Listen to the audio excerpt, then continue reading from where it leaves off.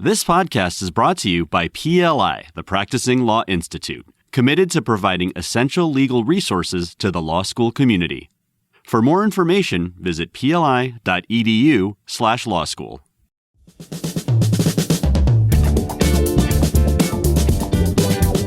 Hello, everyone. I'm Anastasia Boyko, and I am the host of PLI's How to Navigate Law School podcast. How to Navigate Law School is your podcast guide to unlocking the hidden knowledge and practical skills needed to succeed in law school.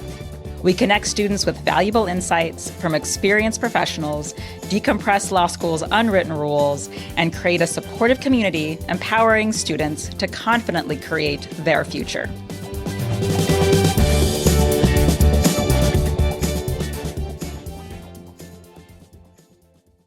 So welcome to How to Navigate Law School, a PLI podcast. My name is Anastasia Boyko, and today I am joined by Greg Lambert. Greg is the Chief Knowledge Officer at Jackson Walker. Greg and I met many years ago when I was a practical law, and we were talking about different resources that law students need, both in law school and beyond. I was obsessed with Greg's 3 Geeks and the Law blog. That was all the relevant information that we needed to understand what was happening in the industry. I was also a law librarian before law school, so I think we bonded on the librarian front there. And Greg, would you introduce your team for us? Sure. As much as I love talking, I thought I'd bring 2 people that actually know a lot more about this topic than I do. I have Kelly Beam and Caren Luckie, who are 2 of the research attorneys here at Jackson Walker, both in our Houston office. So Kelly and Caren, thanks for tagging along with me. Absolutely. Welcome to you both. And so let's talk about resources, right? The topic of our conversation today is really about the resources that law students need to be able to practice. And so oftentimes we'll come into law school and we'll learn how to research cases and learn how to use some web databases. So let's start out and talk about what resources do you find students come in with? What skill sets do they have that law schools tend to teach fairly well? I'm going to start this off and then I'm going to kick it over to Kelly or Caren to pick up. One of the things that I tell, especially summer associates or fall associates when they come into the firm, is that, especially if you go into a larger firm, you're not going to lack for resources. What you're going to lack is the knowledge of which resource to use at the right time. So I would say while you're still in law school, and especially if you kind of know what practice areas you're going to be working in once you start your career, I would talk with the vendors and ask them what are the resources that are specific to this practice area, so that at least you kind of get familiar with the names of them. On a holistic basis, I would say if you can learn to use 1 or 2 resources, a Westlaw or Lexis or Bloomberg, one of the big ones, and kind of learn the ins and outs of that skill set kind of shifts over to other programs typically, and it's just a matter of learning the language to work with those. So, Caren, do you want to give your thoughts on this? I think most of the law students come in knowing how to use Lexis and Westlaw and think that case law is the final answer. And case law isn't always the final answer. They need to learn to use some of the secondary sources, which will point to primary law. I think I'll punt it to Kelly. Yeah, just to build on what Caren was saying, if we're talking about what skill sets they come out with from law school, it's really case law. That's what they've been taught. That's what they know. And while that's really good and important, that kind of segues into what they really need to learn in addition to just cases. And that's going to dive into even statutory law, not just secondary sources. I think a lot of times they don't have a lot of knowledge about statutory interpretation or the legislative process. So if you need to understand that there was a different version of this that applies or doesn't apply, that kind of thing. Yeah, and that's super useful. I think a lot of what we're trying to achieve with this podcast is to help students understand some of those contextual concepts, right? They're given some ideas in law school and they start practicing, but they don't really know how it all fits together. So understanding how research works and what piece you're looking for in which haystack is super important. I mean, I was a corporate tax lawyer, and so those B&A portfolios were my life. And so needing to understand that, like, certain areas have different levels of case law and sometimes may not be as relevant as some of the more practical secondary resources that are out there. And to your point, I wonder if there are things they can do when they're summer associates in a firm, to your point, as you're exploring practice areas, to get a good sense of who uses what, when, and like how to ask about that. Oh, yeah. I would say that if you have the benefit of being a summer associate at a firm that has resources, then use those resources, ask questions, really seek out information, because in larger firms, there are resources that are built to help any team of summer associates or brand new associates. And so I think part of that is having awareness of what you don't know, which is kind of a hard thing to capture. As you tune in to what you don't know, seek out advice, ask people who've done it, reach out to those research attorneys who are experts at it, because that's a really great way to build knowledge quickly.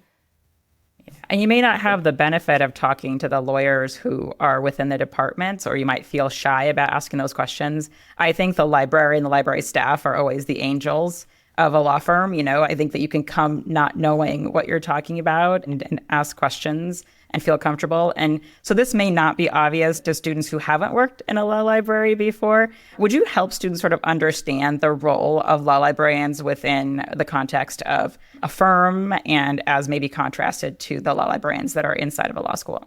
Yeah, I'll take this one. So the primary purpose of having a law library in a law firm is because typically most law firms, unless it's a specialty or a boutique type law firm, will have a varied amount of practices. I think we have 16 or 17 different practices here at Jackson Walker.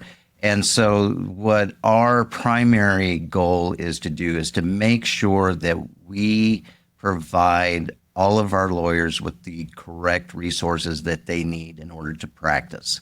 And then what we do on top of that is to make sure we're not duplicating some of those resources, and we're making sure that we're connecting the attorneys with the right training that they need to use those resources effectively. Legal research is not cheap. Most law firms have, 7 or 8 digit research budgets, depending on their size. And so what we want to make sure is that we're providing you with the most up-to-date resources that you have, plus giving you the skill set in order to leverage those resources appropriately. Because, like I said, it's not cheap, and clients don't necessarily want to pay for it either. Yeah, and you're the experts, right? I think that's one of the things that is sometimes lost on younger lawyers is the resource center of the library is the experts on all of these resources. So leverage that, right? Leverage the fact that these folks interact with all of these databases and resources on a regular basis. And so let's pivot into, what do you wish law students come in with? What kinds of resources? We'll get to AI in a minute, but like some of the core resources that you wish that they would have as they're coming in. I think a knowledge, as Kelly said, a knowledge of statutes and the legislative process. And a lot depends on the practice area they're going into. The one thing they need to come in with is the confidence to ask questions and to take advantage of the resources available. They get access to a lot of the resources in law school, and they certainly have a larger print collection than most law firms do now. But I think they need to come in with curiosity and be able to analogize or make a leap. There's not always an answer in real life, and you might find the right case, but it's not quite right. So you have to make a leap or figure out how to put it in your fact situation. Yeah, I wholeheartedly agree with that. I think you have to bring, if you're doing substantive legal research, you have to bring an intellectual curiosity to your project. It can't just be an answer on a page, because you need to understand it. Usually, if you're a first year, if you're a summer, you're doing a project for someone, say a partner, and you don't want that partner to come back with question after question and follow up, because that means that you didn't really think it through. Because if you really think through a substantive issues, you're going to come up with those questions yourself before that partner does. And writing is meant to answer questions, not create questions. And so even though sometimes you have to move really fast, which is not conducive to great research, you really need to think through what you're doing and bring that intellect, satisfy yourself, so that you're satisfying, the person who's going to receive that final product. Yeah. And just to dovetail with that, I think one of the things that we really stress here is, if you are not, I would say within 10 minutes of beginning your research, if you are not getting it, if you're not finding either the right resources or within those resources the right information, I think the worst thing you can do is just continue on and think that, I can power through this. Step back, take a breath, pick up the phone and call somebody, whether it's an associate that may be more senior than you, that may have handled a situation like that before. Ask the partner for clarification. If it's a resource issue and you think you may be not using the right resource, reach out to your library or whoever else is there that understands those resources, and have them guide you. That's a learning experience, so take advantage of that. And no one's expecting you to know everything. And so it's okay to ask questions. Yeah, it's a hard experience learning how to be a lawyer. And I think that it can feel super frustrating, especially for folks who are used to finding the answers quickly. And you also don't know what you don't know. And so I felt like when I was doing research, I was hoping to find that one case that would be the answer to everything. And you're desperately trying to figure out all the right search terms. So I was really happy when I was working at Practical Law after I practiced, because now there was a resource that would actually help to navigate me within the landscape of what I was trying to research. Would you guys talk a little bit more about, there are a lot more resources that have come into the landscape now similar to that help to navigate students around practice areas and how to think about the different transactions and concepts within certain practice areas. Are there resources that you would want to highlight in that sector? I think that, like you said, Practical Law is good.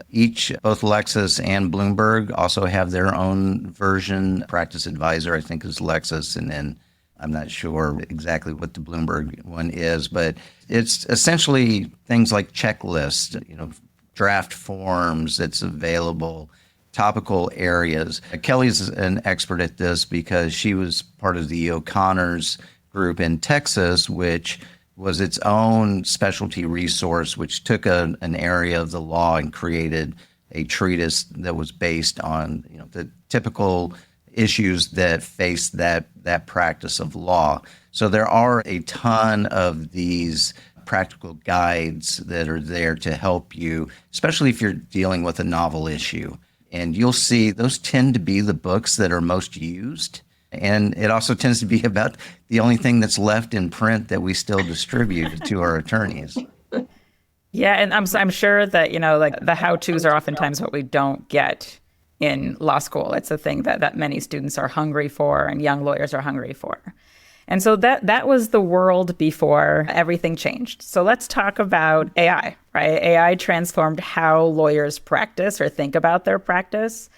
And I think it's transformed about how we get knowledge and how we get resources and find out how to navigate to get those answers. So tell us what you think about some of the new products and sort of some of the shortcomings of the way that young lawyers especially are approaching research tasks. Yeah, I'll start off with the pro, and then I'll let Kelly go into the cons of this. So I think this has been with the generative AI, starting with ChatGPT, at the end of 2022, has probably been the most excited I've seen the legal industry in a new technology. And the primary reason for this is like the first technology that understands language. And with law being a language-heavy profession, this is a tool that a lot of people think are going to really transform the practice of law. Now, with that being said, I think my advice especially for students, is use this time now to learn these resources, to learn what they're good for, what they don't do well. I think learn how to create a really good prompt, understand the difference between the commercial, the Chat GPT, the Geminis, the Claudes, versus the Lexis Plus, the Westlaw Proteges, and the Bloomberg AI style, because they're different. And there's a number of things that these legal resources do very well, and there's a number of things that these legal resources don't do very well. And I'd say right now, conducting research, it does a pretty good job on that. And to me, it's more of the promise that natural language searching kind of gave us in the early 2000s is finally come around, because it does understand concepts, so it doesn't have to be an exact word that you're looking for. But it also, doesn't take your entire draft of a will or of a contract and completely redline it like a human would. And so I think there's a number of expectations that our attorneys have, because they're new to the idea of what generative AI can do. They overestimate some of the things that it can do, and then underestimate some of the things that it really can do as well. So it's a weird dynamic at the moment. But I would say for students, the best thing that you can do right now is to jump into basically any of the AI tools and learn how to use them. If you can do that, you're going to come into the firm one step ahead of everybody else. Kelly, what's the pro or what's the con? So I use AI regularly in research. I use it as a first step, and I think it's the key. I think legal research using AI, the skill that's going to be needed by law students is a cultivated skepticism. They're going to need to learn to not trust it, because while sometimes it's right, sometimes it's wrong, sometimes I wish they had they always have a thumbs up or a thumbs down. And usually it's like, all right, some of this helps, some of this doesn't. It's scary because it writes so well. And so you read an answer and it sounds like a good attorney, like a good confident answer. And you're like, that sounds correct. But if you dig deep, peel back any layers, you're going to find that, oh crap, like this is actually not right, or this didn't take into account this. And legal research is hard. It's complicated. And they're making improvements daily that I see in using it, but there's always going to need to be that skepticism. And one of my concerns from an academic standpoint is it's moving so fast and it's so readily available. I'm worried, say you're a student and you learn to use a calculator before you ever learned how to add numbers. If you don't know how to actually research yourself and you're relying on AI, I don't know how you hold it accountable. And so I think those fundamental skills underlying it are really critical. It's a trust but verify situation. It does understand concepts. It doesn't necessarily understand context. So your answer might be there, but it's not right. The language is there, but the context has it different. So you can't just trust the answer, even though it sounds perfect.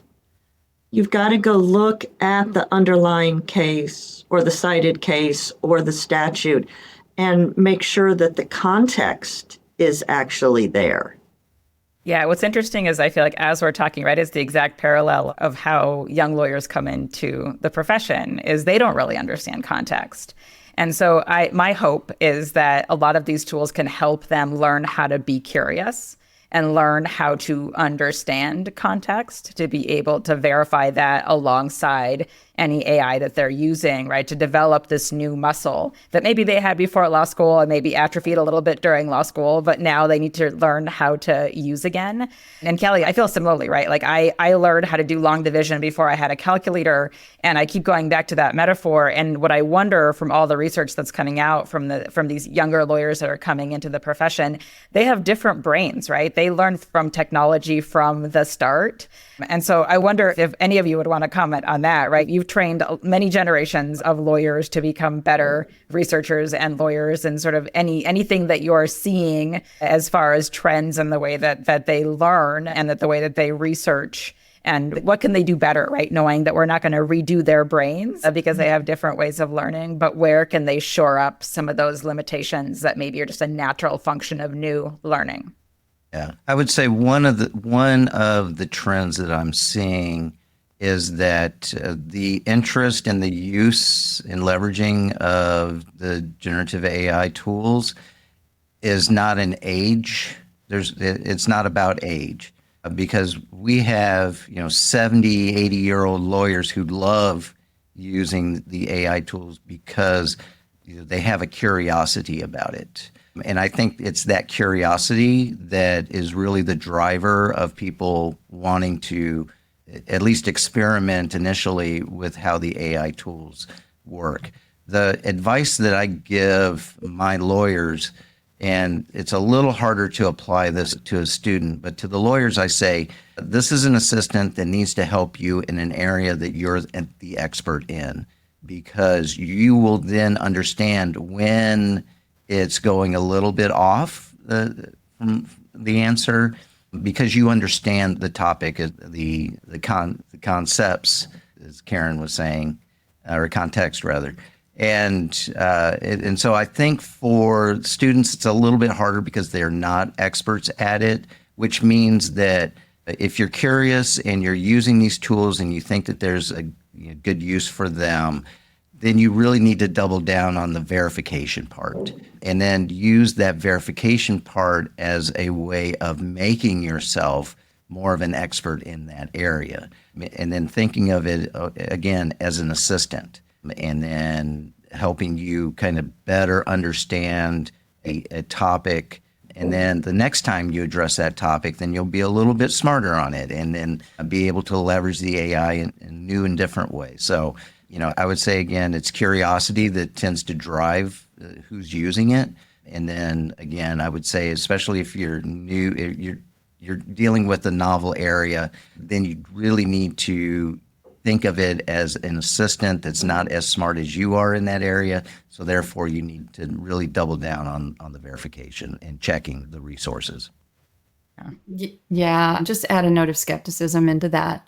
In addition to just verifying, you need to do your own research, because you don't know what's missing. Even you can verify a case says X or a statute says Y, but you may not know that there's this other piece of the puzzle out there that says something else, or a higher court that says something else. You don't know exactly what's missing.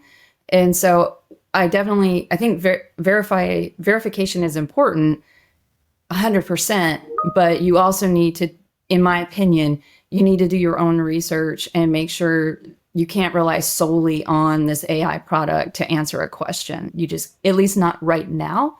Maybe in the future you will be able to, but I would say right now, this needs to be either a starting point, or you do your own research, then run the AI question and compare the two, and come up with a merging that's a beautiful, perfect answer, which doesn't exist. Never mind. Forget that. Yeah. I like the idea of putting on a skeptical senior associate or partner hat, right? Where did you get these resources? Are there any points that are missing? What industry context should I have for this, right? So I think it's just learning. In many ways, I love it because it does put young lawyers in the shoes of the senior lawyers who are reviewing their work. And I think my hope is that it'll produce better work as a result of them sort of putting themselves in the shoes of the people who are supervising them to sort of understand where they fit into the context of work production and how they should be thinking about it and what research they should do first. And I talk to a lot of folks who are studying these concepts inside law schools, who are teaching law students how to write and research. And it is a process. It is a process of helping them understand how to do the research first, how to learn to write first, and then be able to use the AI as a co-counsel of sorts or as a partner in the exercise, but understanding the foundations of how lawyers think is super important, even if theoretically, we think that it can do most of this work. And maybe in the future it can, but the level of accuracy that I think we want as lawyers may be even higher. So it's interesting to see some of these research studies that have come out looking at different kinds of products that are out there and how accurate they are with certain tasks versus humans. I don't know if you have any thoughts on any of those recent studies. Yeah, I think the studies kind of lean toward the effect that the AI itself has a number of issues, but one of the things that it does is really speeds up the end results when it's used correctly. And so I think a lot of times with getting started, it can help with getting started. It can help with clarifying some of the language that you may have in your writing. And so the thing with the studies is it also shows there's still a lot of incorrect answers or misleading answers that are going on. And so, again, you can't just take your brain out and let the AI do everything. And, it's also at the end of the day, you're the one responsible for the end result. You can't blame the AI for giving you a wrong answer because you're the one that's signing your name to that end result. The ethics obligations too. Yeah. Let's wrap it up and let's talk about bridging the gap. So let's chat about what can law students do while they're in law school to get themselves more prepared for the future of how they're going to do work as a lawyer. Many vendors provide free access to their platforms while they're in law school. So how would you encourage law students to think about building their research muscles while they're in law school and they have time to practice? I think that's such a tough question because we all know how harried. There is no time in law school. You're just sweating it out. And so the idea of going that extra mile to learn this one niche thing that you're not being taught seems crazy cakes. And I would have thought that as well when I was there. So I think that would be a big ask. I think, though, what we've talked about, having that intellectual curiosity, having that healthy skepticism, because they are using the AI tools right now in law school. And so I think forcing themselves to bring those elements into their own research as they're doing it without the oversight, making sure they understand. I mean, again, when you understand the research, when you understand what you're reading, you can argue it, you can go in and pitch it, you can explain, you can answer questions. And so I think holding yourself in law school to that same criteria, not that you have to do that, but when you're turning in an LRW project, you get it, you understand it to the degree that you would if you were handing it into a partner, I think would be helpful. Otherwise, I think maybe doing any kind of externships, things like that might provide those opportunities for those more niche things where you can learn things that you're not necessarily being taught in law school, and to be aware that those are opportunities and to take them when they're offered. And I think if you come into a firm like Jackson Walker, where we have more resources than you can shake a stick at, take advantage of training. We try to do it in 10, 15-minute bites. But if you don't know how to use a resource, go to the professionals, whether it's the librarians or a vendor rep. Take advantage of the trainings that are offered. And my last bit of advice is the one common thing that I've seen for success for lawyers who start as associates and move their way up into the partnership is the ability to write very well and to take very complex information and synthesize it down into simple, understandable, easy to understand language. The worst thing that you can do is have writing that is hard to read. And whether that's legalese, unnecessary legalese, or not being able to be very clear in what it is in the question that you're answering. I think Kelly hit a home run when she said, your writing is supposed to answer questions, not to create more questions. And I think that's something that, and now you have this extra tool of AI that could actually help you, break things down more simply. And I think that you will see, if you can improve that, I think you'll start seeing benefits, even in your law school exams. So I would say, really focus in on writing and making sure that the writing that you have is clear and easy to understand. Yeah, I love that. I feel like the theme of curiosity is one that has been brought up over and over in this series. I think that it is an underlying concept that is oftentimes lost maybe in the pedagogy of law school, or just the stress of it all and not necessarily having the time to pull up. But I'm so grateful to be in company with all of my favorite librarians, and thank you for taking the time and sharing your insights, and I know that our students will be better for it. Thank you. Thank you. Thanks for listening to How to Navigate Law School, the podcast dedicated to guiding you through the hidden rules and practical skills essential for success in law school. For additional resources, visit PLI's Law School Hub at pli.edu/law school. Please note that the views and opinions expressed during this podcast represent those of the individuals being interviewed and not necessarily those of PLI. PLI is a nonprofit learning organization dedicated to keeping attorneys and other professionals at the forefront of knowledge and expertise.